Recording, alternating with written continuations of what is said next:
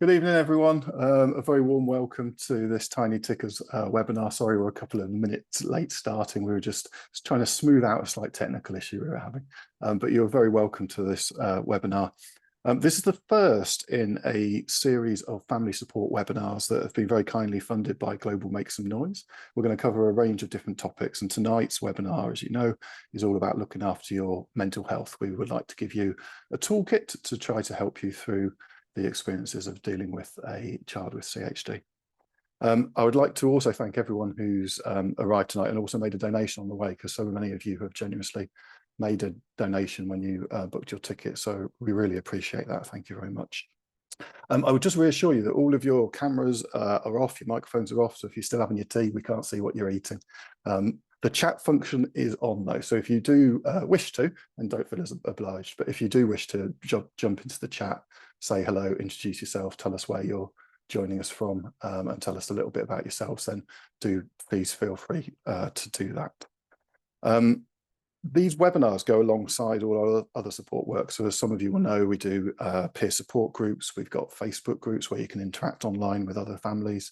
On our website, we've got, I think it's nearly 200 family stories now, some on video, most of them written down.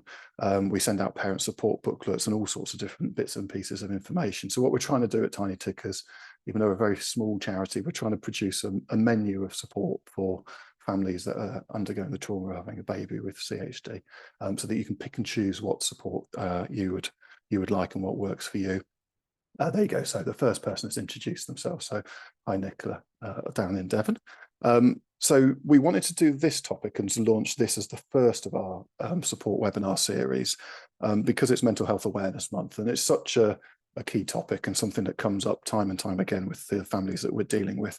We know that studies show that parents of children with CHD are more likely to experience symptoms of post-traumatic stress, more likely to have feelings of isolation, and have to deal with the consequences of experiencing this trauma.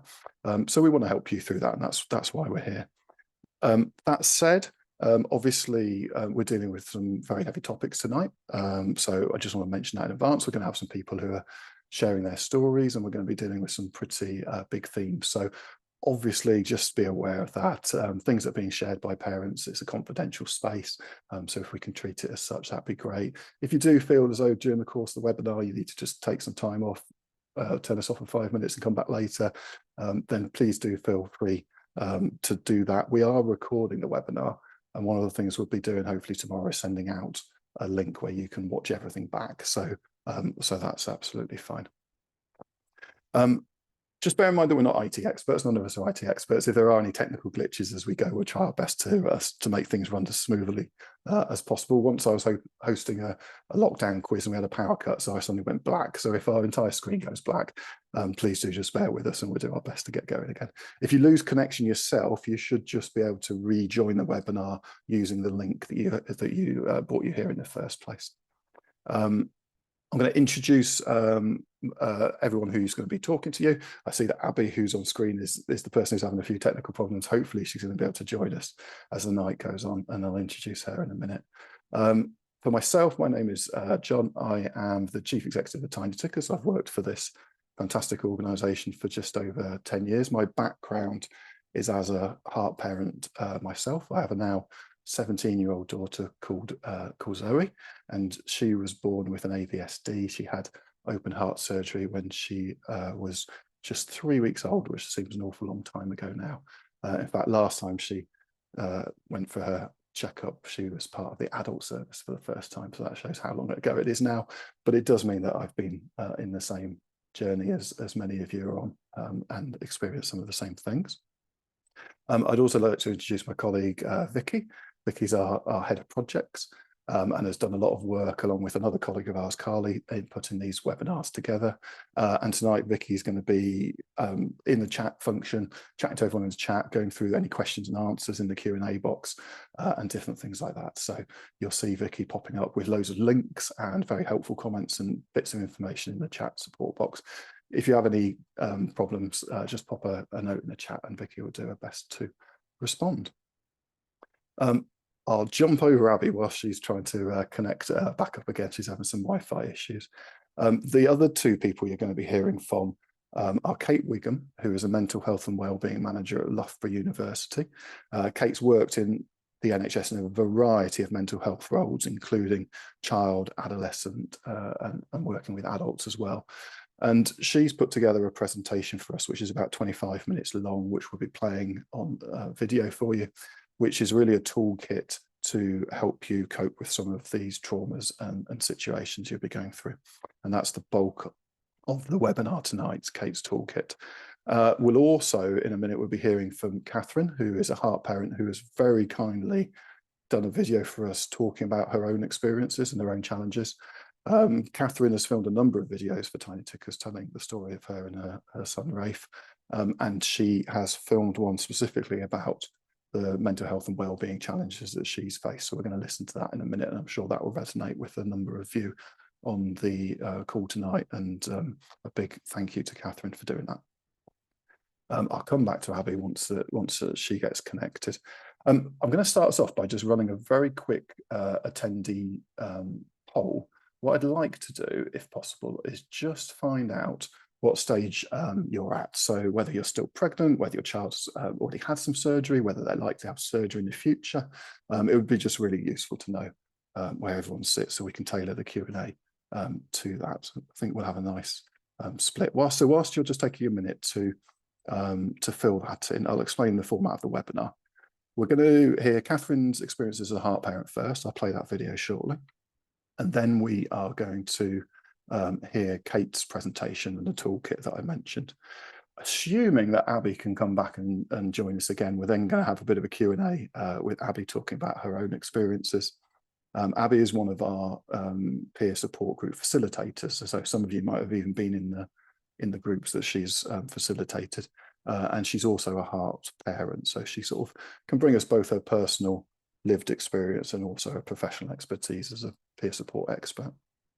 So assuming that she can get her kit working, we'll have a Q&A with her. If for whatever reason she can't do that, we'll film that separately, and we'll send you a link so that you don't miss out on that part of the webinar. Okay, so what I'm going to do first of all then is play Catherine's video. The whole presentation, the whole webinar, we're hoping will last about an hour. I think that might be quite dependent on whether Abby can rejoin us or not. But as I mentioned, we'll send you the video for everything. So Vicky's just going to explain a little bit about the chat and the Q&A whilst I'm getting Catherine's video ready to play. Thank you very much for everyone who's replied in the poll. Looks like about half of you have got a child who's already had some surgery, and the other half likely to have surgery in the future. So that gives us a nice balance for the people that we've got here. So thank you for that. I should just share those results whilst you're introducing yourself. Thank you. That's great. Thank you, John. It's lovely to see so many of you here tonight. Thank you for joining us for tonight's webinar. As John mentioned, I'll be here to try and help. If anyone requires any assistance during the session, then please do message me in the chat if you need anything, and I will try my very best to help you. As John mentioned, and a lot of you are using already, we do have the chat function at the bottom of the screen, and I'll pop any useful links in there as we go along as well. And a lot of you are saying hello, which is lovely. Please feel free to do that. If you would like everyone to see your message, just remember to select to everyone in the options there, because there is the option just to message the hosts as well. This is also at the bottom of the screen where you'll find the Q&A button. If you have any questions at all during the webinar, please do feel free to ask using the Q&A button. And those questions will be collated and we'll answer as many as we can live at the end. And there is an option to ask anonymously if you wish as well. As John said, that may just be slightly dependent this evening on technical capabilities, but hopefully we'll get there. If you would like to turn on captions during the webinar, there is a facility to do that as well. There's a button just at the bottom of your screen that should say show captions, and you can turn that on. There will be a fact sheet sent to you following the webinar with all the links mentioned included, so you don't have to feel like you have to take a lot of notes as you go along. And as John mentioned, it is being recorded as well. So if you want to take a break or you miss any part of it, don't worry, we'll be able to send that to you afterwards. We would really appreciate your feedback, and there will be the chance to let us know what you thought of the webinar afterwards. I will pop a little link on just before the webinar finishes, but it will be emailed to you tomorrow as well. So I think that's everything. and I will leave you with John. Thank Brilliant. you. Okay, so I'm going to play Catherine's video now. So as I mentioned, Catherine is a heart parent who has done a series of videos for us explaining her own experiences with her mental health and well-being in particular. So we're going to share this. It's about 8 minutes long. As I mentioned before, it does cover some pretty open and honest themes. So just to give you that understanding before we play it, I shall share it for you now, and then I will be back at the end of the video. Oh, I would just say that if you're having any, I've set the volume as high as it can possibly go. So if you're having any trouble hearing the video, it might be your own settings on your volume. You might need to just boost your volume up a little bit. Hi, I'm Catherine, and for those of you who have seen my previous videos, my son Rafe, who's coming up to 3 this year, was born with tetralogy of Fallot. We found out the 20-week scan, and I did a series of videos talking about his diagnosis and his surgery in the hope that that would help, future other heart parents navigate the highs and lows of being a heart parent. But since those videos, I've reflected on them and realised that those videos, in my view, didn't quite paint the whole picture. I made the videos a few months after we got home from hospital. I think I was still on some kind of adrenaline high from everything that had happened. Well, not high, but, still kind of just plodding on with life, just kind of going at life 100 miles an hour, trying to kind of carry on. And unfortunately, the year after Rafe's surgery, things did actually start to kind of fall apart a little bit for me mentally. And as I said, I don't think those videos really painted the whole picture. So I wanted to make another video to talk about mental health and how his condition has affected me and my family. So the first thing I wanted to talk about was the way that I started to feel after Rafe's surgery. As I said, it was a few months afterwards that things started to kind of get worse and worse, and people had suggested to me that maybe I had PTSD, and at the time I just didn't think I had. I thought I was absolutely fine, but looking back on that year after his surgery, I did have a lot of the symptoms of PTSD. I was quite numb the whole time I was in hospital. I wasn't really very emotional about things. I was just kind of trying to get through the day, really. But when I got back home, I was extremely uptight. I was very emotional, was crying all the time. I had big kind of outbursts of anger, really unexpected times that felt really kind of strong, and I really didn't feel like myself at all. I didn't recognise myself really in the way that I was kind of behaving. I remember I used to kind of lie asleep at night, my mind just racing, thinking about all the things that might happen to my children, like all the horrible scenarios that might happen. I wasn't sleeping. I was only sleeping on and off a couple of hours a night. I got to the point where I was actually dreading going to sleep because I knew I would just lie there for hours trying to sleep.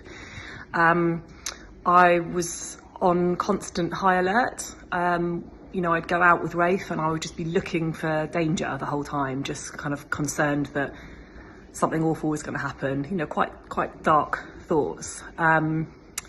And yeah, I was just in a quite negative space. I was depressed at times as well, just felt really low, just felt like everything in the world was negative really. And actually I'm quite a positive person, and it wasn't until I started to feel a lot better in the second year after Rafe's surgery, when I started to kind of really be happy again, that I realised how negatively I had felt since his surgery and how I'd put a negative spin on everything.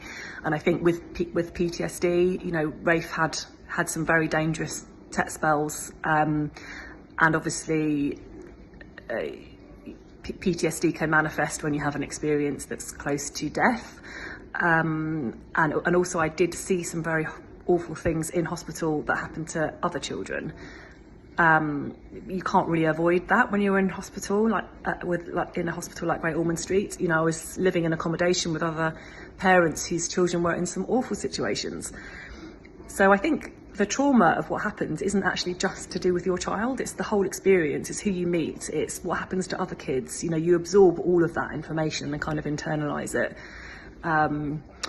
So yeah, I realised, I think about a year after everything, that I had PTSD, and I don't think that's uncommon.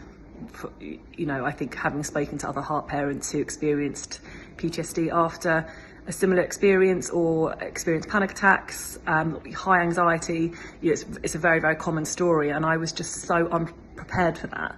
You know, I thought I was quite a resilient person, and that the worst part would be in the hospital. But actually for Rafe, the worst part was in the hospital, but for me, I think it was the year afterwards. So I just wanted to share that in case that resonates with anyone else listening to this. So something else I wanted to share as well was in the second year after Rafe's surgery, when I started to feel a lot better and I was really calm and feeling much happier in myself, I started to experience something very unusual. Well, it might not be that unusual, but I've never heard of anything like it before. I started to experience very strange things going on with my body. So very strange sensations all over my body, really frightening things varying from electric shocks to or electric shock sensations around my body to numbness, pins and needles kind of everywhere, a really unusual and kind of very frightening array of symptoms. I was in and out of the doctor's surgeries. I thought I had MS or a brain tumour, and went to the neurologist, and actually she diagnosed me with sensory symptoms caused by chronic stress, because your senses are very linked to your stress levels, basically. So I took a few weeks off work. It was just really surprising to me that happened, because I was actually feeling really relaxed, but my body was telling me something else, and my body was telling me, you've experienced this trauma and you kind of have to deal with it somehow. I think that's what it was telling me anyway. So yeah, I just wanted to share that. Stress manifests itself in really unusual ways, and I just find it fascinating that at the time I really thought I was fine, but actually now that I am fine, I realise how not well I was back then, and it was all triggered by Rafe, basically. So, but the positives are that, you know, I got some help, and talking about it with sort of friends and family really helped. Therapy, yoga, walks in nature, all the kind of classic things that people say did help me to really get better. But it has been a bit of a long journey. You know, this Rafe surgery was nearly 3 years ago, and I'm just kind of out of the woods now, I think.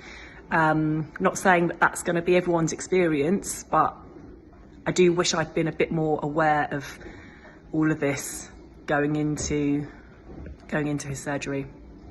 So yeah, but I think next time, his next surgery, I will be so much more prepared. I'll know exactly what I need to do to look after myself, and that will obviously enable me to look after my kids better as well.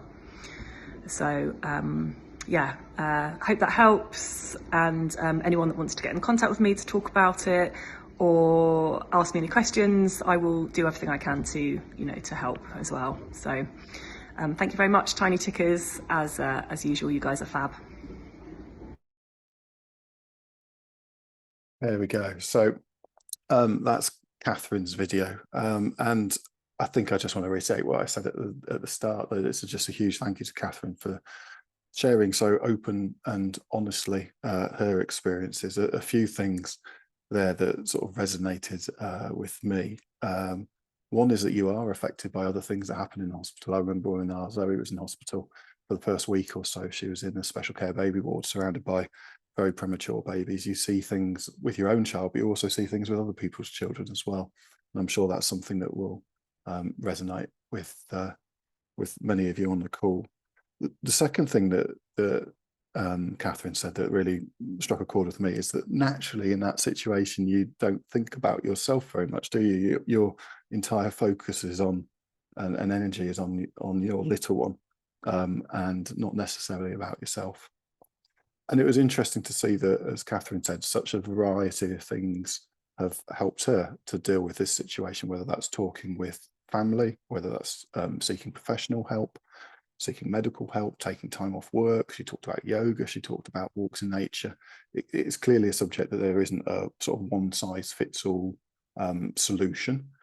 Different things will work for different people, and different things will work at different times in your journey. And the first step, I guess, was her recognizing and acknowledging that impact that this experience has had on her, that it's a really big thing to deal with, and that it's okay. That's okay. It is a big thing. It's okay not to be okay. Okay, I can see that Abby has tried to join us again. I don't know whether you can hear me, Abby. My screen sees you being frozen, so I think, unfortunately, Abby's not able to join at the moment, but hopefully we'll get her input in a little while. The next... I can hear Oh, you can hear me. but You can hear me, Abby. Fantastic. hear Hello. me.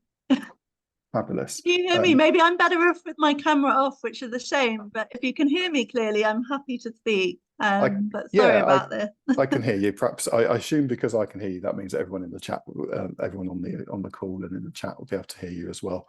I'm sure if not, people will just let us know. Are you still there, Abby? Because now your camera's disappeared. Can you still hear us? I am. Fabulous. I am Okay. still here. In that case, what we'll do is we'll introduce Abby and just get your sort of initial experience, a little bit about yourself, and anything you want to say about Catherine's video as well. So as I mentioned before, Abby is one of our peer support group facilitators. We've been running support groups for about 2 or 3 years now at Tiny Tickers.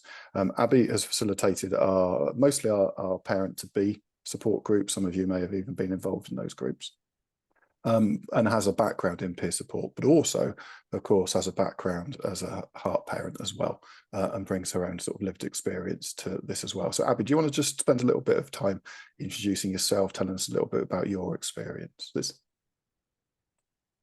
Yes, and if any point I break up, then apologies in advance. But I'm Abby. I'm a mum to 2 boys, and my firstborn son Jasper was born during lockdown, and he has CHD. So we found out during our 20-week scan. It was a complete shock to me. I'd never heard of CHD before. There's nothing in the family that would have indicated that. And yeah, it just felt like our whole world had come crashing down when we found out the news. It was also lockdown 2020, which was very, very difficult.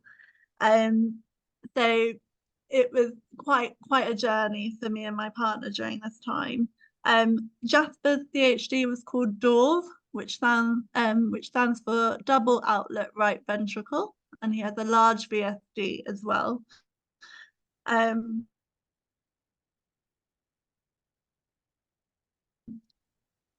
We were told that the life, but he would need open heart surgery. That wasn't an option. His heart condition wasn't compatible with life, which was very difficult to hear.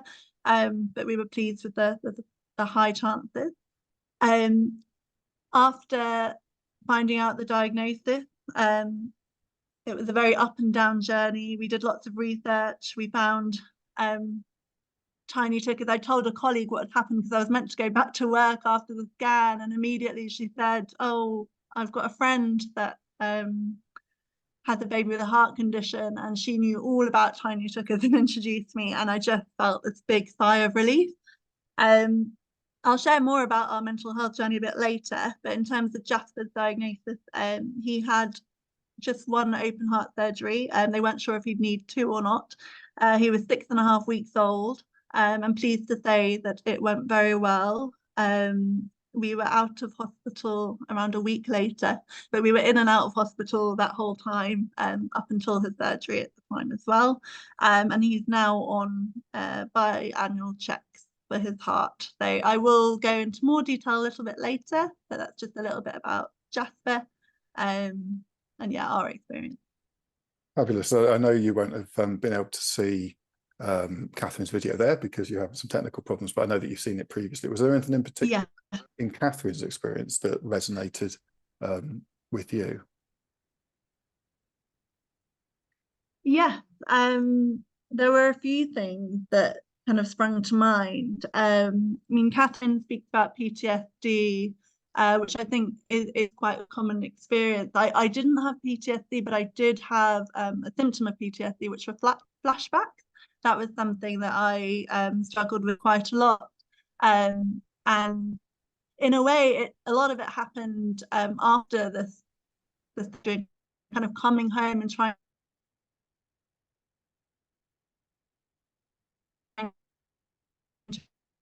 to adapt back into normal, really. When Catherine was kind of talking. I'm afraid you're just breaking up again there, Abby, but I think we got the gist of what you were saying there, that quite often it can be after that initial trauma of being in the hospital when all your attention is on your child. Sometimes it can be when things potentially are a little bit calmer, then it all hits you.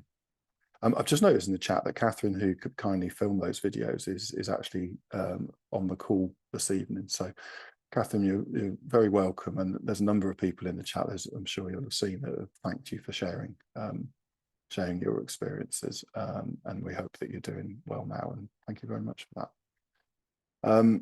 Okay, so with Abby obviously struggling with the connection, what I'm going to do next is I'll play Kate's presentation. So this is Kate Wiggum, who is from the University of Loughborough, and she's really kindly filmed a PowerPoint presentation for us, which lasts about 25 minutes, which is a toolkit for some general mental health and well-being tips. And then, all being well, after this, we shall come back and we'll be able to have a bit of a chat about some of the things that Kate mentioned and some of our own experiences. So just bear with me whilst I find that video and share it with you. Here we go. So again, you might need to pop your sound up as high as it can go, but I hope you enjoy this and find it really useful.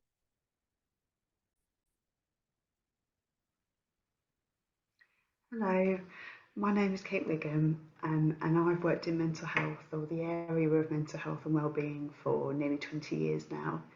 I feel privileged today to be part of this webinar alongside Tiny Tickers, and to be talking to you about mental health and well-being, especially in relation to the experiences that you might be going through. I hope that by the end of this presentation that you feel you will have gained some information about how trauma affects us, and some brief tips on how you need to look after yourself, especially when you're experiencing something traumatic. Please do bear in mind, however, that these are only suggestions, and everything that we talk about today may not apply to you. So don't worry if that doesn't, and if you just get one thing from today, then that would be really, really brilliant. And by being part of this webinar and listening to this today, you are already doing something for yourself, which is a great start. So thank you for listening today. And if you need any further information, or if you're interested in a particular topic, or just have questions, just further questions, then please do contact your team from Tiny Tickers. And I'm also happy to answer some questions if you wanted to contact me directly. So I'm just going to talk a little bit about trauma and what that is, really.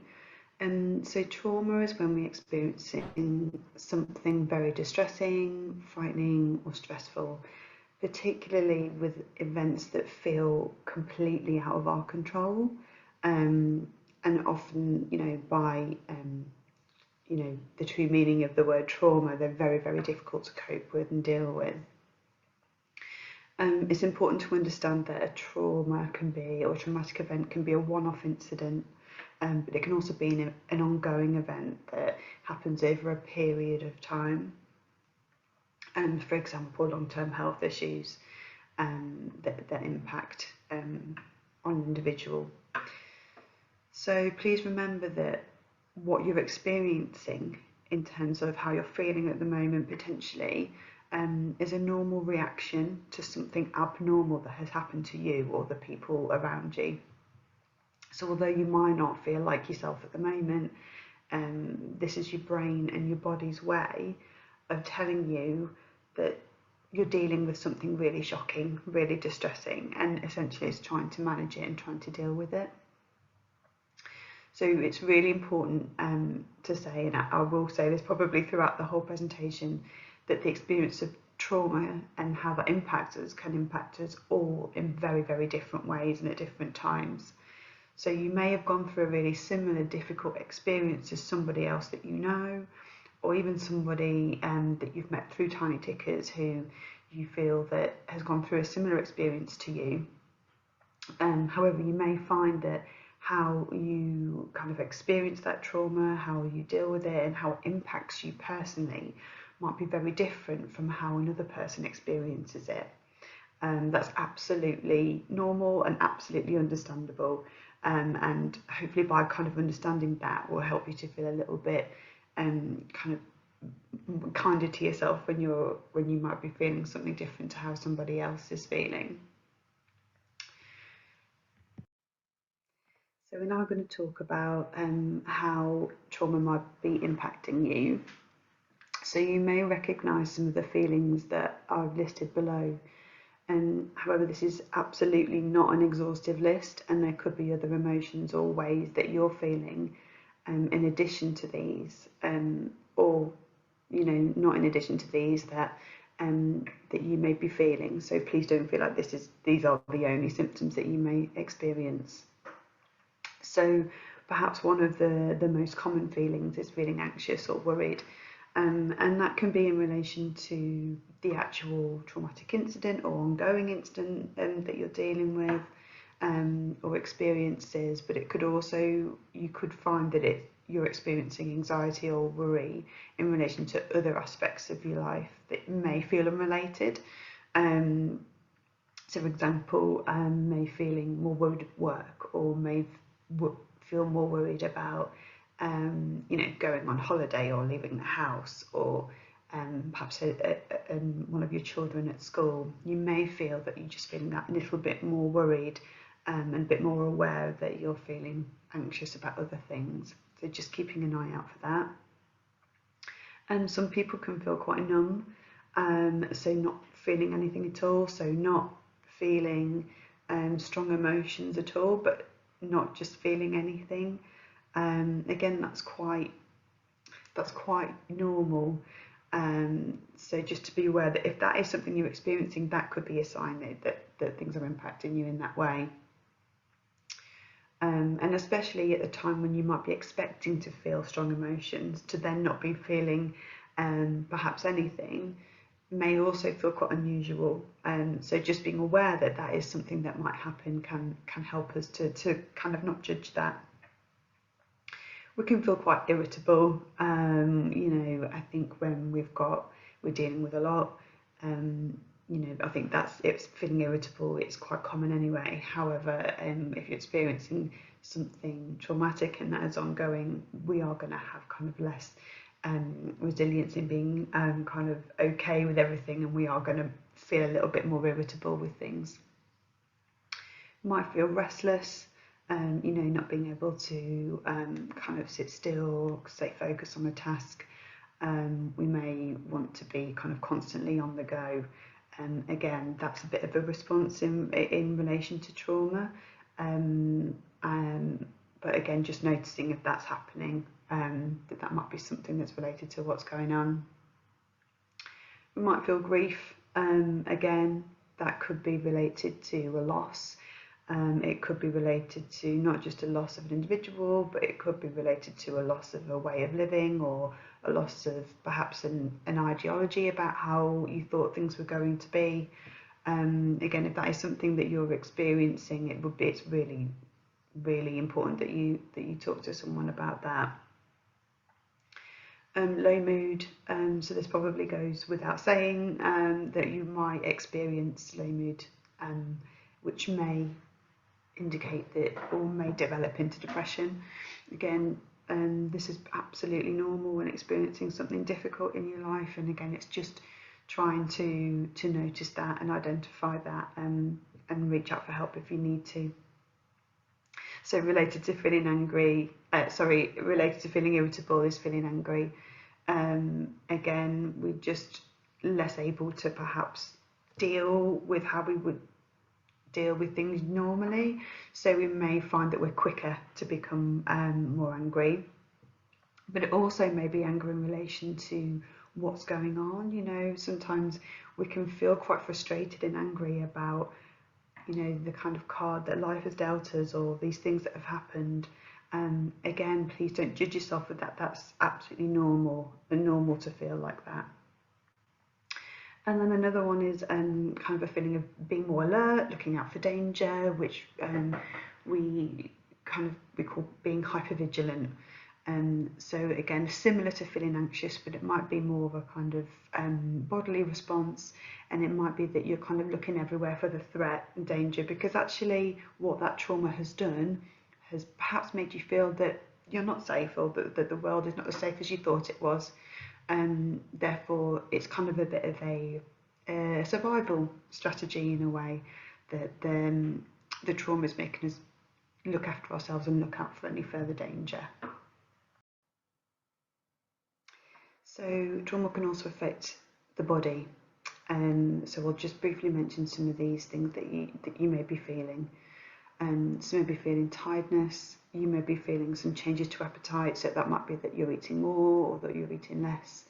You may find that you're shaking. Again, that can be an immediate response after something traumatic that's happened, but what you can see with trauma is that might go on for longer, and again that shows us that stress response in the body is still active. You might experience aches and pains that are quite unexplained. You know, usually we understand where that ache and pain is coming from, but it might be that you're not sure where that's coming from. Sweating, again similar to shaking, that can be a bit of a stress response within the body. Dizzy or changes in vision, again a bit of a sign of anxiety, and that stress response. Might experience memory difficulties, and we may experience unwanted reminders of a particular trauma or an event that's occurred. So unwanted reminders of a trauma might be in the form of a flashback, might be in the form of a nightmare or an intrusive image or thought, and that's when we feel like we're almost back there and that traumatic event is happening again. If that is happening, if any of those experiences are happening for a long time after the event, then it's really important that you do seek advice from your GP around that. So these symptoms or changes to how you feel, like we said earlier, is your body's way of telling you to slow down, to take a break, to talk to someone, to get help, and accept that, or maybe just accept that you've been affected by what's going on, and that's okay. And it's really important to listen to that. So even if you're not experiencing any of the things that I've talked about on the last couple of slides, it's still really important to look out for signs and make sure that you're looking after yourself. So looking after yourself. So again, this is the theme throughout the whole presentation today, is about looking after yourself. So here are some ideas to kind of start with that. So firstly, take your time. Everyone has their own response to trauma, to difficult events, to what's going on. And it's important to take things at your pace, so don't try and compare yourself with somebody else who's having a similar experience or not a similar experience to you, but just try and be gentle, try and be patient with yourself and do things at your pace.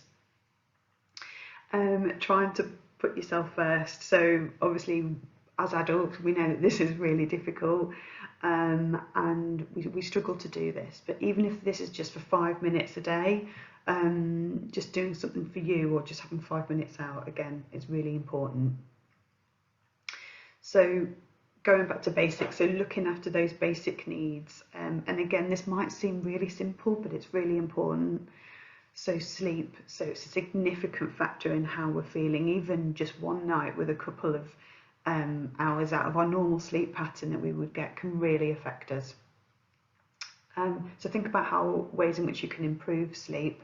Again, easier said than done, but think about relaxation, some sleep hygiene, just to kind of help you to settle at night and try and get as much sleep as you can.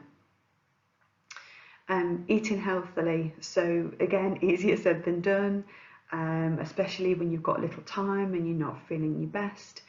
However, we do know that there's a link between mood and food, where you may have seen it on the NHS web. So we know that often when we're tired, we might, reach out and choose a sugary snack, whereas actually we know that by having something healthy like a banana or an apple or something will give us that little bit more energy, and will go that little bit of a way to help us in how we're feeling. And exercise, again, I know I almost feel bad saying this given the little time people have, but just, it doesn't have to be going to the gym, it doesn't have to be lifting weights, it doesn't have to be, that image that we all have of exercise in our minds. It can be a walk around the block, it can be a stretch for 2 minutes, just something to kind of keep the body going can be hugely beneficial. Number 4 is notice changes. So if you're feeling different, if you're noticing any of those things that we talked about earlier, has someone said something to you like, you look tired, or, do we need to give something up? Do we need to, have a break? Just try and notice any little change that you might see, and act on that if you can. So talk to others. And this can be friends, family, work colleagues, people from Tiny Tickers, it can be anybody. We've hopefully all got someone in our lives that we know we can talk to, that will listen, understand and not judge us. Try and speak to that person when you can. It doesn't have to be, again, a big thing. It can be a series of text messages, it can be a quick video message, a quick call on the phone whilst you're walking or something like that, whilst you're driving, obviously safely, but it's just making sure that you are speaking to people about what's going on. This is a big one. Ask for help and accept it. So again, as adults, we find this really, really difficult, and we struggle with asking for help, even when it's offered. So try thinking about how you would feel if someone asked you for help. And of course, we would say, yes, of course, I'll help you. That's not a problem. We wouldn't even think twice about it. But for some reason, we find it difficult to do that. So if you need help, ask for it. And if people offer it, then accept it. So say yes to the offer of a lift, say yes to a babysitter or the play date, or say yes to someone making you a cup of tea. And please reach out and accept the help if you need it. And lastly, peer support. So I'm sure you already know Tiny Tickers is an amazing resource for supporting each other.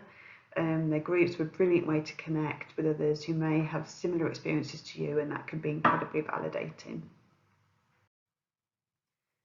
So looking after yourself when you're experiencing a difficult or an ongoing traumatic event can sometimes be the last thing that we think about, and usually is the last thing we think about. This is completely understandable, especially as you may not feel you've got the time to care for yourself, and perhaps you feel the need to look after others first, which again is completely understandable. However, if you don't look after yourself even a tiny bit, then you'll continue to feel potentially tired, stressed and overwhelmed on top of everything else that you're dealing with.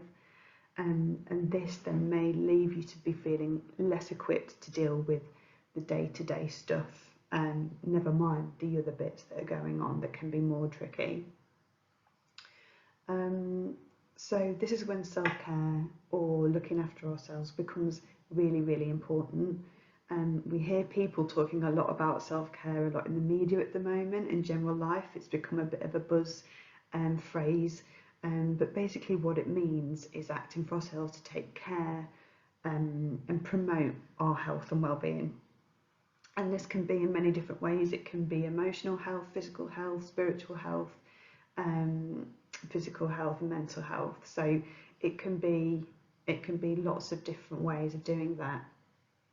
So an act of self-care doesn't have to be expensive, it doesn't have to take up lots of time. And if finding time to yourself is difficult, then choose some things that are small, that are limited in time, and that are not expensive. So, there are little things you can do that we'll talk about in a bit that really will, picking just one of those things could, take relatively tiny bit of time, but really help. Okay, so here are some ideas for self-care, and again, these are just my ideas and ones that I've used with people I've worked with before, but again, this is not an exhaustive list, and you need to find what helps you. So look at nature, spend time with an animal, go for a walk in the woods. You can read a magazine, listen to music, listen to a podcast, watch a funny program, have a bath, just light a candle while you're doing something else, eat your favourite food, cook a meal if you've got time, just have a coffee, eat a piece of fruit, going for a walk, workout, yoga, stretch, dance, a message, talk to a friend, and look at old photos. Again, if you can take one of those things, or if they make you think of something else you could do, then that's great. So self-compassion. So the best way to think about self-compassion is, how would you feel if a friend or a family member was going through what you were going through? Try and consider how you would feel, what you do for this person. So this is how you should be treating yourself, and how you should be thinking about yourself. So thinking about treating yourself with kindness, care and compassion. So firstly, I wanted to mention that part of self-compassion is realising that it's okay to not be okay. As adults, there's an expectation from us that we are always okay, that we will cope with things, we'll cope with whatever life throws at us. There's absolutely no expectation of this, especially when you're experiencing something so difficult. In fact, it would actually be unusual if things were okay and you didn't feel impacted by what was happening. That would be more tricky to manage. So try not to judge yourself. So looking out for thoughts that include the word should. I should be dealing with this, I should be coping with this, I should have finished all my housework by now, I should be able to juggle all of this. If you notice that word coming out, you probably are being very judgmental towards yourself. So just be really mindful of that. And negative thoughts. So we know that negative thoughts, so when we judge ourselves, when we're self-critical, the should word, that this has an impact on how we feel, and this then leads to negative emotions. And in fact, what we do know is that the brain can't tell the difference between when we are having a go at ourselves and when perhaps somebody else is having a go at ourselves. So, that impact is huge if you think about how that would feel when we are being judgmental and critical. Ups and downs. So there may be some days where we feel like we're coping really well, and there'll be other days when you don't want to get out of bed, and that's okay, and a normal reaction to what you're going through. Again, just try and notice that, just try and accept that, and ask for help when you need it. It's really, really important to have emotion and express them if you can. So we know it's helpful. So if you can cry, if you need to, again, we know that's super helpful. Again, it doesn't always feel comfortable, especially as an adult, but actually it's really important. And if you're feeling like you need to express that emotion, then that's how you're feeling. So please do that if you feel you can. To take a break. I know we've talked a lot about taking a break, and recognising when we need to. Again, we know that that's tricky to do, but it might be that you do need to have a day off, or you do need to get someone to help you with other bits that you need to do in your day-to-day life. Again, that's okay. And I've just put a little thing about resilience. So being aware of how we're feeling can make us feel more prepared to deal with the stressful situations when they arise. So especially if the situation that we're dealing with is ongoing, which I'm sure many of your situations are. So again, there's no expectation for you to be resilient or to be coping with what's going on. However, looking at engaging in self-care and putting other bits into place can help us to feel more prepared. So things like planning breaks, doing things for us with self-care, looking at that support network. So when to get help. So if you're experiencing any feelings or symptoms that appear to be persisting or develop to become more frequent or distressing, you would definitely need to get help at that point. If you feel as though you're not coping with day-to-day life and usual activities on a prolonged basis, so not just those one-offs, but if it felt like it was happening every day, then that sounds like a time that you would need to reach out. Again, if you're experiencing prolonged low mood or anxiety, and or if you believe you developed depression, again, you would definitely need some help with that, and reaching out for your GP would be helpful. As discussed earlier, if you're experiencing any symptoms where you may be reliving the trauma, so for example, experiencing flashbacks, nightmares, intrusive thoughts and images, where you feel like you're back there and it's happening again, and you feel quite detached from reality when that's occurring, then please do access support. And then most importantly, if you or somebody else is worried about your safety, then you would need to reach out for help straight away. So if you are experiencing what we talked about on the last slide, then please do reach out and make an appointment with your GP, and they will be able to manage any onwards referrals that you may need and support you with what's going on at the moment. You can also access NHS 111, which is 24/7 number, and they will triage and be able to again send you to the right support should you need it. If you feel like you would like to access therapy for low mood, anxiety, depression, if you click on the link that I've provided, you can pop in your postcode and it will take you to your nearest talking therapy service, which is free to use as it's on the NHS. You just need to fill in your details and someone will contact you for an assessment. For that kind of round-the-clock support, you can also speak to Samaritans. We know that Tiny Tickers have got lots of support and information on their website. You can speak to your cardiac liaison nurse, and again, peer support and support groups that we've mentioned here earlier today. So just the key reminders for today, if you take anything away from the presentation today, it would be these things here. So remember that difficult events impact everybody differently. Look out for changes in how you're feeling. Be kind to yourself. Try not to judge yourself. Everybody's going through something difficult. Everybody's experiencing something slightly different. Please don't worry about that. It's okay to not be okay. Please ask for help and accept it when it's offered, and then get further help if you need it. Thank you for listening to me today. As I said at the start, if you've got any further questions, please do direct them to Tiny Tickers, and I'd be happy to answer those or provide some more information. Thank you, bye. Well, there we go. I think that's a superb presentation and covered an awful lot of ground, but it's packed full of some really practical advice and hints and tips. There's been some really interesting conversations already in the chat. If there's anything that anybody wants to pick up with from Kate's presentation, any tips that you think will be really working for you, then please do mention that in the chat, and we'll keep an eye on that as well. I'm very pleased to see that Abby's here. Hopefully hearing us loud and clear now, Abby. A thumbs up, that's good. Just to pick up a couple of things that resonated with me there, I thought that it was a really interesting line that Kate has said, that trauma is just a normal reaction to something that is abnormal that's happening to me and to you, and that really jumped out at me. And the section on self-compassion, what would you do if your best friend was going through this? How would you act to them?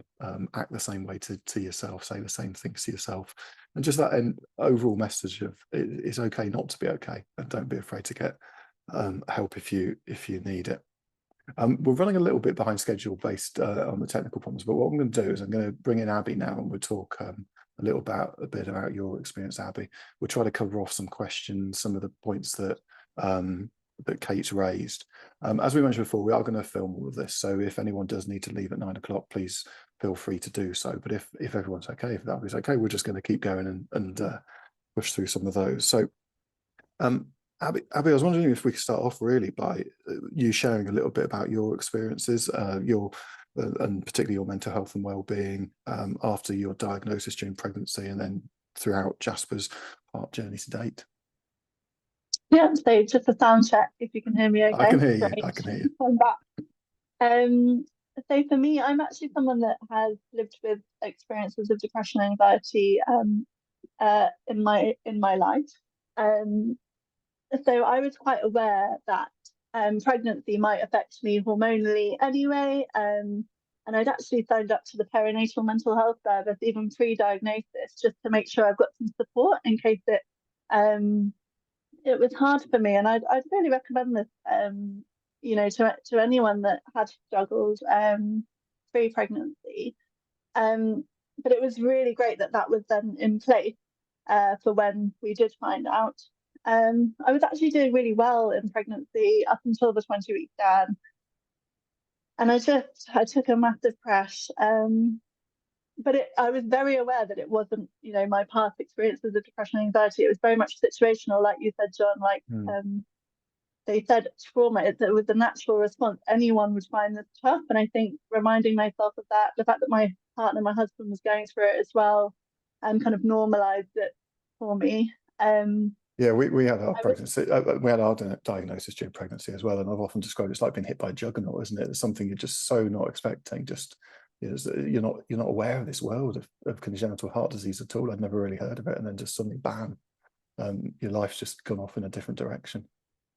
Yeah, exactly that. It really had just felt like we'd just been hit. And it just became all consuming. I remember that nothing else kind of mattered, and that was all that was on our mind.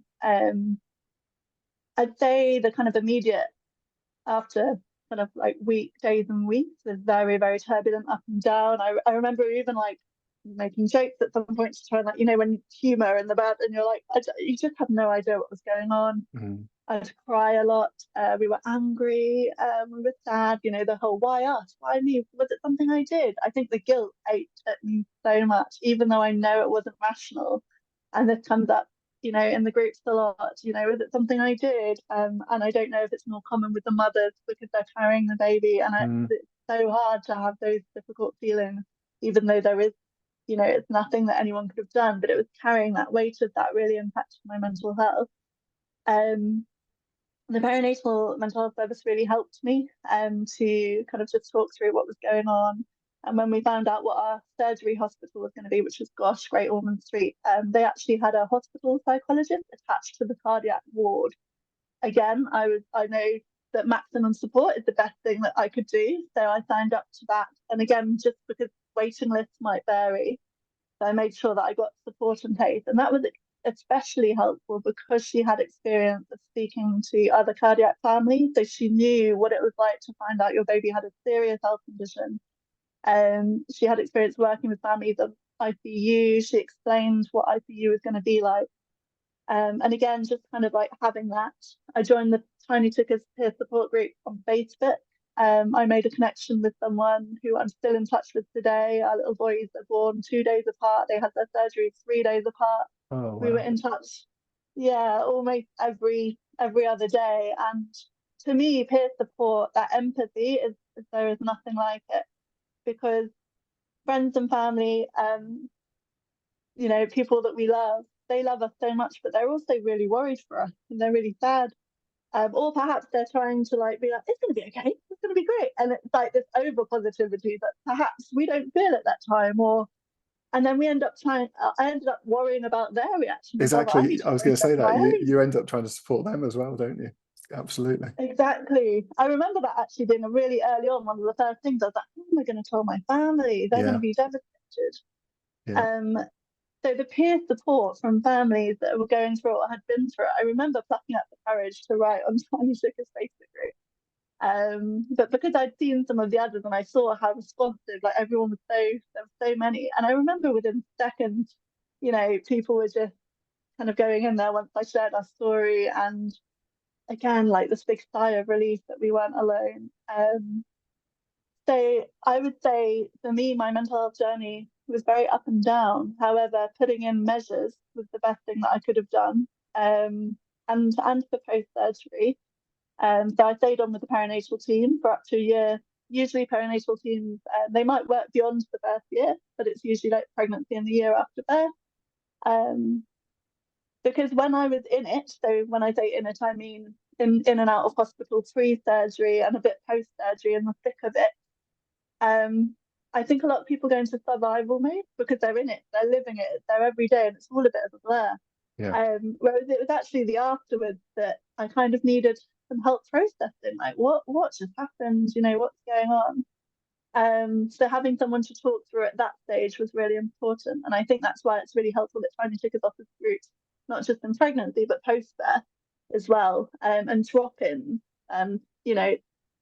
So having a range of options, I think, is really important. Yeah, because when you're in the hospital, you've got the nursing team there. There's people you can talk to, and then all of a sudden you're at home and you're looking after this little baby, and there's that support network has disappeared, and that can be a very difficult time because somehow you've got to sort of pick up with normality as well as dealing with this new world, and in many cases, first baby as well, which is a huge thing anyway. It's really difficult. A couple of things you mentioned there: the psychologists connected to the ward. Every unit should have a psychology team connected to the cardiac ward. That's in the standards of service across the NHS. Yeah. So I would really encourage people, if you feel as though you need it and you haven't already connected with them, phone up your cardiac liaison nurses and ask, because it can be such a great and supportive service. And I think what you also said about lots of friends and family can show you that empathy, but they can't really fully understand, can they, unless they've carried their little one down to surgery, unless they've been there at all those key moments. You can't fully understand. So for me, connecting with other heart parents, and as you say, for us 17 years on, we're still really close to some of the people we met in hospital. That makes a huge difference, and that's where a lot of the work that you mentioned that Tiny Tickers does through our Zoom groups and our Facebook support groups, they're great places. And if you don't want to connect on Facebook, you can just read everyone's comments and you still get a feeling of support, even if you don't want to put your head above the parapet, because as you said, it can be a bit of a nerve-wracking thing to do that the first time. And was there anything in particular in Kate's presentation that sort of really resonated with you? Any of those tips or hints that you think, oh yeah, that worked for me? Yeah, I made some notes. I think the ask for help and accept it. I think human beings sometimes really struggle with that. And also supporters, so like friends and family, often say they want to help, but they don't know how. There's, you know, different types of help that people might need. It might be practical. Obviously not everyone has people around them, but if they did have anyone around them, I remember my brother did all the washing for us when we were in hospital. If there's someone where it's their second or third subsequent child, it might be arranging childcare and accepting childcare from someone. Food is a huge one, and again, in the presentation about nourishing ourselves, our appetite might change. So one of the biggest gifts that people did was actually give us some M&S vouchers, because you get a bit bored of hospital food when you're in there the long time. Carbs with carbs on top. Home cooked meals or Deliveroo vouchers. There's so many creative things, or people when we were at home that's struggling. You know, people brought us some frozen foods, but nourishing foods, soups, smoothies that we could just have. So I think accepting that help, and it can be difficult, but I think ask for help when you need it. And then the emotional help, I think, kind of finding your tribe. So whether that's people through Tiny Tickers. I remember, you know, my best friend, I was very fortunate, she's actually a cardiothoracic specialist nurse, so she helped me understand all my doctor's notes and everything, but she was my go-to person. So kind of also discussing between you and your, if you have a partner or a family member involved, like who are your go-to people going to be, and if you're finding out in pregnancy, have that discussion like pre-birth, and having things in place, like letting family know that you'll only update them. For example, it might be once a day in a WhatsApp. You can do broadcast only WhatsApps if you're worried about your phone pinging all the time and updating people. So having boundaries can really, really help. That's a really interesting one, because But back in our day, when I went into hospital when we went into hospital with Zoe, it was before all of this connectivity, before Facebook really kicked off. It was 17 years ago. But a really interesting tip that I remember seeing on the Facebook group was to nominate one person to be the liaison with the outside world if you're going in for surgery, because your phone will be pinging non-stop on that day. Everyone wants to know an update. So I've seen that one family suggested they just nominated their friend or their sister or whoever it might be to lead, right, you're our point of contact, we'll tell you what's going on, you can tell the rest of the world, and then we don't have to worry about that side of things, which I thought was a brilliant one-off tip for surgery day. The eating thing, again, just in terms of context of being in hospital, I think it's really important to try to get some healthy food in there. But I think that the same goes once you're back at home, and it was interesting in Kate's presentation. She said that it can manifest itself that people either don't eat enough or overeat, and some of those self-care things of just looking after yourself and eating healthily and getting the right balance there can make a big difference, can't it? What sort of things help you when you were in hospital? So I would say some of those things actually, and also breaking up the day. So it can feel very, when you're in hospital, it feels like, to me, it felt like a bit of a different reality. It was nothing I'd ever knew before. I've never spent time in hospital, and they're very clockwork. You have shift workers, someone that will start in the morning shift and from the evening shift. So we found that breaking our day down into little chunks really helped. So me and my partner always wanted to be there for the morning handover. We always knew that there was going to be a morning handover around this time. We always want to be present to ask any questions. And then one of us would take the role of going to get the coffees. And it sounds really, really simple, or going to get breakfast for the other. But if we broke our day down into smaller chunks, it just felt more manageable than just seeing it as, how long are we going to be in hospital for? How long are we going through this? This is so hard. Like little goals, any little win can be really, really helpful. Also, when you're asking the nurses and doctors questions, I think it can be really common to, if someone had mentioned the home word, oh, when are we going home? Or, when are they going to be off of oxygen, whatever it is, and kind of ask for the bigger picture. But we learned that if you ask the question, what's the plan for today? And then again, they can break that down into little chunks, and you're only seeing a day ahead because things can change hour by hour. And I think at the moment I accepted that this is how hospitals are, and this is how health is. It can be very up and down. The moment I realized, okay, this is going to help us get through. We just need to take it hour by hour. And also by asking, what's the plan for the day? By the time of the evening handover, you can check in. Hey, the plan today was to up for milk. How did that go? And you can actually have a focus instead of being like, are they putting on weight? Oh, how's the oxygen going? How's the sat? And it's all so overwhelming. Breaking things down into small chunks really helps us. If you can and you feel able to, taking little breaks away, what I would say is that there's no right or wrong. So if you're someone that wants to stay by the bedside all the time because that's where you feel most comfortable and it's hard to take a break and that's too much, that's okay. But if you're someone that needs some time away, that's okay too. I would encourage some sort of break. It might be really hard at the beginning, to think, how am I going to lead during the situation? But actually, that for me, when you ask what helped me, those little breaks, I just kind of almost was like a deep breath. And then I had more strength and energy and concentration because I'd had a break to come back into it. I think that's really good advice. I remember when we were in hospital that the nurses are so experienced. We were new to this. This was our first time, but of course they've done this hundreds, thousands of times and helped hundreds and thousands of families. And to be guided by the nursing team when you're in hospital. And I remember particular nurses who helped us on the day of the surgery or helped us in that sort of in that recovery period when it could be quite overwhelming.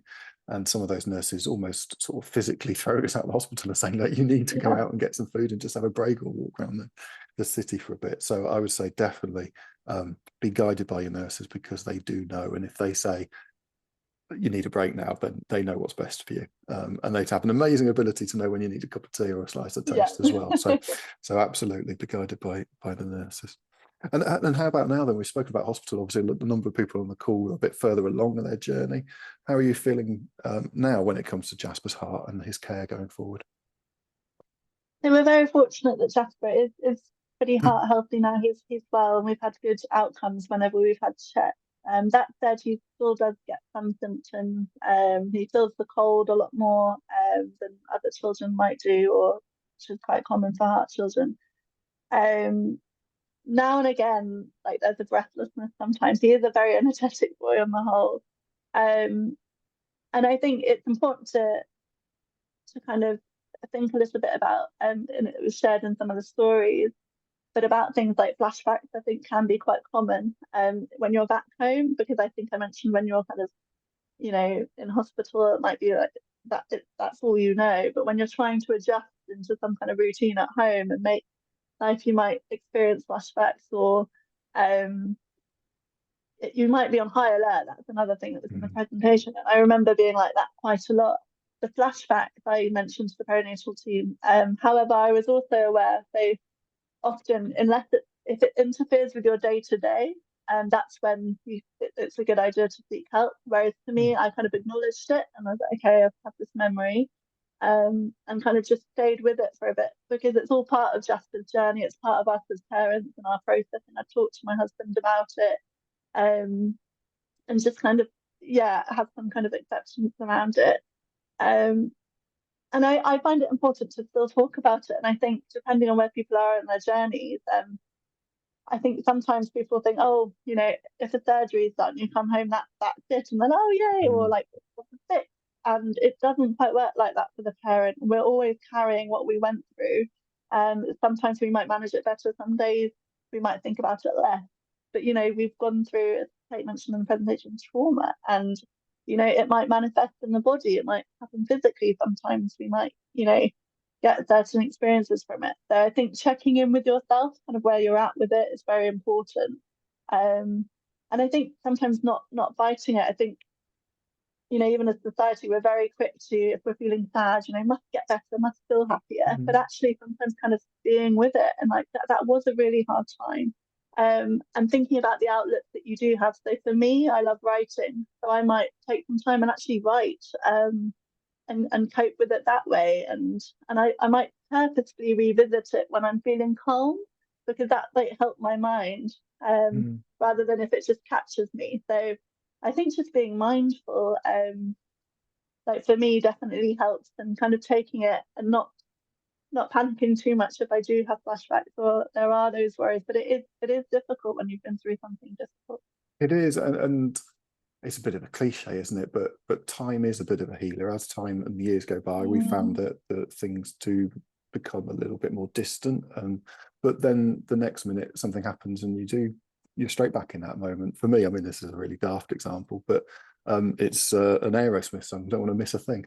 That happened to be the big song at the time when we were in hospital. And I can't hear that song without, I can immediately picture driving back into the hospital in one of the days after Zoe's surgery, and just that song playing on the car radio at the traffic lights. And it's funny how so many years later, things like that can just take you back in the moment. But generally, time is a bit of a healer, and that distance does help, and you can look back on it in a way. We try really hard to celebrate the milestones as positives. We often have our friends saying, oh, they're growing up too fast, there's this, I want them to stay babies forever. Well, we don't, because we want to celebrate all of those milestones. And we've tried really hard to frame it as, oh, it's a heart anniversary, or it's the next step on the milestone, the next step on the development chart, and to try to frame these things in a positive way rather than a negative way, that what she went through saved her life, rather than what she went through nearly cost her life, if that makes sense. Which is a really hard way of dealing with it, but over time you can come to that, really.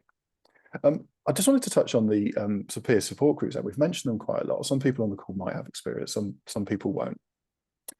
Can you just give us an idea of what sort of things you cover? I'm sure a lot of the themes that come up in the Parents to Be group are also the same themes when it comes to mental health and well-being that your colleagues, your other facilitators explore in the groups for older children. But yeah, can you just give us a bit of a flavour of what sort of things you cover? Yeah, definitely. So with the Parents to Be group, the first session is very much introductions and people sharing their journeys and where they're at around baby diagnosis, what they know so far, and getting to know each other. I share a bit about our journey so that people, if they want to ask any questions, and they know it's very much peer-led, so it's heart parent to heart parent. We make it very clear that it's not about professional advice right now. the groups are kind of made up from people's experiences and what they think will help others, then there tends to be some common themes that people want to talk about. So the hospital bag, feeding a baby with CHD, looking after mental health. Surgery is a big topic that comes up. So we tend to do a check-in at the beginning of every session to see how people's weeks have been, if there's been any appointments that they've had, a chance to debrief. And then we'll go ahead with a theme. Then there'll be some open peer support. And we always finish with a checkout just to see how people are doing at the end. So those are the most common themes that happen in a group. Sometimes it's just organic peer support and people just want to talk. That's especially common in the last session. You know, sometimes people keep in touch. They put their numbers or email addresses in the chat, and they can organise themselves. A lot of time friendships are formed. So yes, it's a weekly group.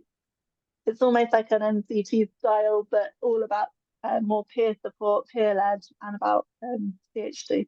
And somewhere that builds brilliant friendships. And I know the same goes for the groups for older children. Again, we've also run groups for dads only, for example, with this brilliant funding we've got from Global Make Some Noise. Just give them another name check because they've given us so much funding, and we're very appreciative. We're also planning other groups and other topics. We might have some condition-specific groups in the future, as Vicky has mentioned in the chat, where she's put loads of really useful links, by the way. In the chat, she's mentioned we're going to run some informal lunchtime drop-in sessions. We have monthly drop-in sessions that are more just chats, people turning up. So it really does help, and a lot of those same topics in terms of mental health and well-being will be coming up in all of those groups. So whatever stage you're at on your journey, if that's the sort of thing that would appeal to you, then I would urge you to look it up. We also had some questions that have been submitted by people on the call. If anybody's got any, pop them in the Q&A, and we'll do our best to answer them. Some of those we've probably already covered, but there's quite a lot about sort of once you're back and you're in that sort of place of normality, and the weeks go by and they turn into months and they turn into years. How do you continue to deal with the sort of the fear that something might go wrong? I think Kate expressed that in the presentation there. She said, "Oh, that's that sort of apocalyptic. Oh, well, I've seen a vision of everything that could go wrong." How do you deal with that on a day-to-day basis? I think that's such a tricky one, and I think especially in the early aftermath, kind of like coming home. And I think, like, I remember when we came home after the surgery, we were in and out of hospital a lot beforehand. I just remember saying it was like taking a newborn home again for the fourth time, because we were in, I think, 4 or 5 times.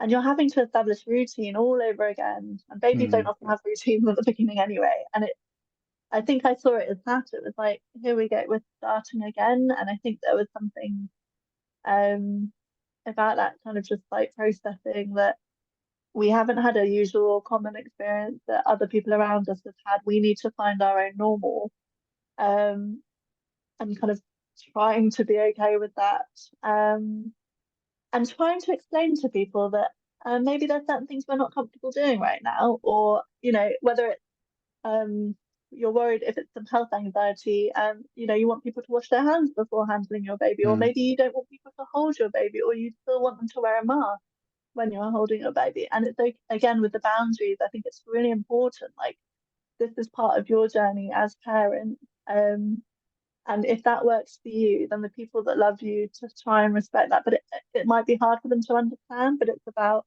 you know, protecting you, protecting your child, and it might take time, and that might be something that you want going forward. But I think boundaries can really help with that. Yeah, I think that's really good advice. I think also knowing that there's ongoing support in the units now. So I think a lot of people will view the unit as a place that you go, you have your surgery, you come home. But actually these days, the cardiac liaison nursing team are doing so much more to help then families out in the community, speaking to schools, speaking to nurseries ahead of children starting, that sort of thing. So there is help there, even if you're only going back into hospital once every 6 months, once every year, once every 18 months, whatever it might be. They're still your nurses, they're still your unit, they're still your family of people on your side. So do plug in and use them, I would say. And I think it's just also accepting that it is completely normal to have these panics once your baby's at home. I remember one of the very first times we took I think it was the very first time we were brave enough to take Zoe out for a walk in her pram. And we got about 5 yards down the road, and we just, it was basic error of new parents. We'd just given her some milk. We went on a bumpy road. Within about 5 minutes, she burped up the milk everywhere. We completely panicked, assumed she was being sick everywhere, and then sort of turned around and hot-tailed it straight back into the house. We were only outside for about 5 minutes. And afterwards, once we calmed down, it was like, come on, that was a really normal situation that every parent has to deal with. But because of what we've been through, we just absolutely freaked out. But over time, you can look back and laugh and things like that, because you do adjust to this normality. And I think one of the things that's come through what everyone's been saying tonight is don't be too hard on yourself. That it is normal to fear these things. It is normal to have a panic at the smallest thing because your baby's looked at you a little bit funny.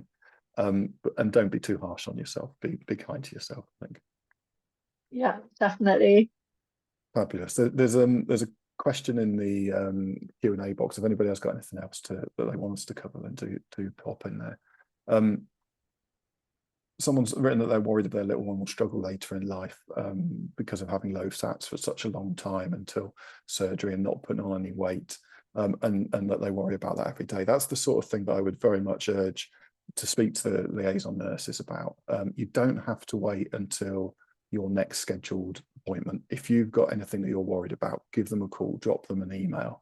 Things like feeding issues and putting on weight, they'll have so much experience in that. So that would be one of my bits of advice, is if there is anything just sort of nagging at you, parents do know best. Don't say that. I don't think there's too many health professionals on this call, but parents have a sixth sense about some of these things. If there is something you're worried about, speak to the team, I would say, and I suspect you'd echo those thoughts, Abby.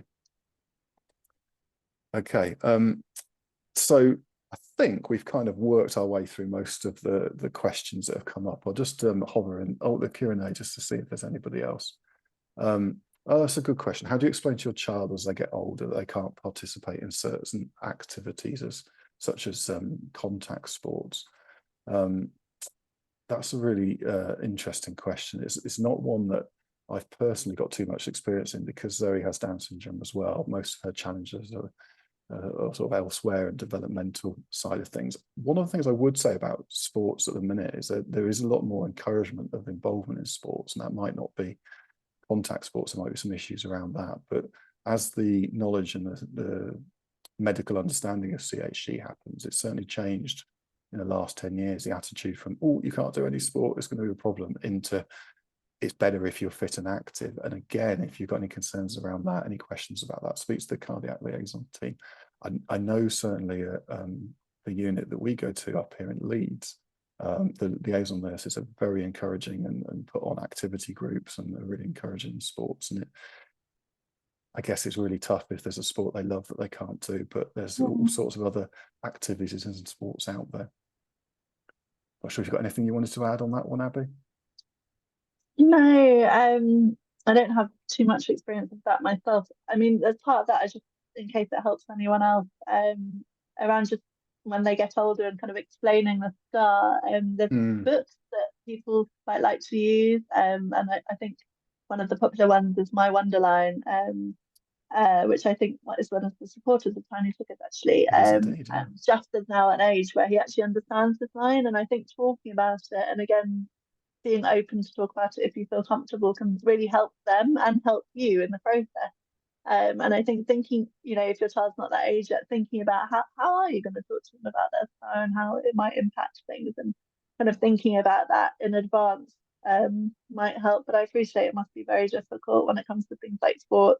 I do try and have open conversations with Jasper, and I always let him know, make sure you tell mummy if you're struggling in any way. But in terms of the actual scar in the area, I think having those open conversations when they're old enough can be helpful.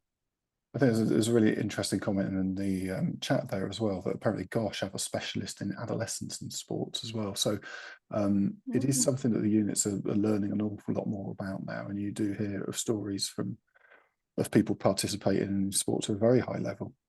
We recently shared a video interview that one of the Tiny Tickers team had done with a CHD patient who's now a fitness instructor, a personal fitness instructor, which she was talking about a career she never thought she would have as she grew up. But as she's come to understand her condition and how she can manage it, she's been able to do that. Someone's popped in a question about siblings, about their baby's brother having open heart surgery. Siblings will be 4 and 9. That's something that comes up quite a bit, and we're actually planning a whole webinar on that topic, looking at siblings and how we can help explain things and talk siblings through it. We're also just about to launch a sibling support book. Watch this space, is about to zip off to the printers any day now. So it's an area that at Tiny Tickers we want to focus an awful lot more on. It's the next stage for us. So if you can watch this space, we will be doing some very specific things about siblings, if that's okay. And then there's another question worrying about there going to be a lack of good heart surgeons coming through the ranks, a genuine concern from doctors due to NHS. So yeah, so that's moving off in a slightly different direction, isn't it? But I would just come on that one. I would say that, yeah, a lot of the heart surgeons in this country do come from overseas. Historically has been the case. I've sat in many a meeting within the NHS talking about future-proofing the service.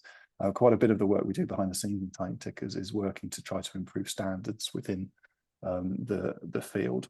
And surgeons is an interesting topic, as is the number of adult cardiologists as well. And I could talk for hours about the plans there are to improve that. So, Catherine, it was you that have asked that question. If you wanted to pick up with that separately, feel free to email me, and I can tell you about some of the activity that's happening in that area. There's there's lots of training and plans to reshape NHS training to try to resolve that. So if you want to drop me a note, Catherine, I can pick up on that one separately outside of this webinar if you want. My email is john@tinytickers.org. Okay, there's no more open questions in the Q&A. We've run about half an hour over time. I think we could talk about some of these topics for ages and ages and ages, and I'm sure we will do more webinars, more handouts, more videos, more interviews like this, Abby, sharing people's experiences, and that would be great. Vicky's just popped in the chat that the very next webinar is on supporting everyday life, looking at travels and holidays. What we're doing with these webinar series is plucking out some of the topics that get raised an awful lot in the support groups and on our Facebook page. Travel and holidays comes up a lot, so we're going to be looking at that one just in time for the summer holidays. That's the plan for the next one. So look out for a date if you're interested in coming. Abby, is there anything you wanted to add? Anything that you want to pluck out that we haven't brought up in this Q&A before I wrap things up? I think I'll just say one more thing maybe about it's more, I guess, relevant to hospital. If you find yourself when you're in the hospital kind of setting, I remember feeling like really daunted about if I was going to be able to, I don't know, whether it's hold my baby around all the wires going on or feed my baby with lots of tubes, and I was really nervous about it. And I think a couple of things. There's one, again, with the ask for help. If you're not sure, ask for help. And also, you don't have to do everything. You might think, oh, but I need to do what I can do because I can't do the normal things. I must do everything here. You know, don't, if you're feeling uncomfortable, it's okay. You're in an unusual situation. You were never expected to be here, and kind of being kind to yourself, that self-compassion that Kate talked about, I really needed to kind of have that word with myself. And also, if you do have a partner who's in it with you, kind of speak to them and find out, maybe, if, for example, with my partner, he was more confident with certain things than I was, and I would take the lead on other things. And we, you know, we'd work as a team in that way. And yeah, so I would just say it's okay if you don't feel comfortable in certain situations, or you think, oh, I should be getting the hang of this right now. It's you know, you're never expected to be in the situation. It is really hard, especially with things around surgery. Like, I couldn't go in the room, but my husband felt able to. I said my, you know, goodbye pre-surgery before that. So I think, again, like checking in with each other regularly, check in with yourself, but know that, you know, you're not expected to be able to do everything. It's a lot, and it's okay to take time to yourself and think about those self-care things that were mentioned. And we're all learning every day. It's hard enough being the parent of a newborn baby, of a toddler, of a school-aged child, of a teenager, or 3 teenagers, as I'm finding out now. It's hard enough doing that anyway. And then when you add in this extra tier of challenge and complication and trauma, it's really difficult, isn't it? So I think that that's a brilliant segue into what I think it was the key theme throughout this evening, which is just look after yourself, be kind to yourself, and look after yourself when you can. And I would say the fact that everyone's joined us on this call, they're kind of already acknowledging that and making that first step, that this is a topic that they need to be thinking about. So that's a great place to be. Right, just as I wrap up then, folks, I'm just going to pop another really quick poll up, if that's okay. A quick little bit of feedback for us here. Just a few questions, whether or not you found this useful, whether you think you'd be able to use some of the strategies to really help us to understand and to sort of tailor our offer in the future. Whilst that poll is up and running, that I'll just tell you what's going to happen next. So basically, we're going to follow up with an email, which hopefully we'll be able to get out today, which has got the video of this session. It's got loads of handouts, it's got links and signposting to different organizations, different people who can help as well. And it will have a full feedback survey, if that's okay. I would really ask if you could just take a couple of minutes to fill in the survey that we pop in the email, because it really helps us to see the impact we're having, helps us tell our funders about the impact we're having, so we can hopefully do more of these things in the future. So that would be great. If you'd like to find out more about our work, then please just go onto our website, which is www.tinytickers.org. Follow us on social media, on all the social medias. They've even forced me to do some TikTok videos recently, so we're even on TikTok these days. You can sign up for our newsletters, where you'll be the first to hear about all of these sorts of webinars and different things we're doing. And of course, we mentioned the support groups that people can get involved with. We're here to help at Tiny Tickers. We're only small, but we do as much as we can. We are here to help. So please, if you need some help, you know where we are. Thank you so much, Abby. Thank you for battling the technical gremlins as well. It was lovely lovely when we could see you come back. Thank you to Vicky, who's been putting some really good links and useful information in the chat throughout. I thank Catherine as well for sharing in such an open and honest way. That was a really powerful video at the start of the session, and of course to Kate for her rather excellent toolkit. I'd also like to thank everyone for all of you for attending and having such an open and honest discussion in a chat as well. There's been some really interesting chatter going on, so I really appreciate that. Just in the theme of looking after ourselves, one thing I would just end with, then I'll just get rid of this poll. Thank you very much. Oh, there's some lovely feedback there. Thank you.